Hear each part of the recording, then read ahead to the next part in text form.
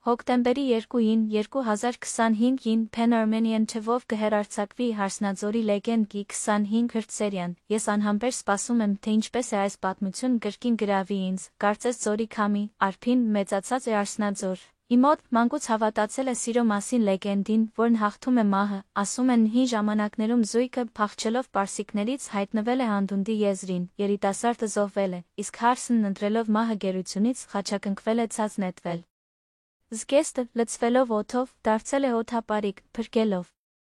նրան, ձորը կոչվել էր Արսնաձոր, դարեր անց Արփին սիրահարվում է Հայկին, նրա ճակատագիրը արձագանքում է լեգենդին, սեր, ցավ, անցյալի վրեժ, սերիալը պոեմ է, որտեղ հին բերքերը հավերժ են, բայց սյուժեն գոռում է սերը բանալին է։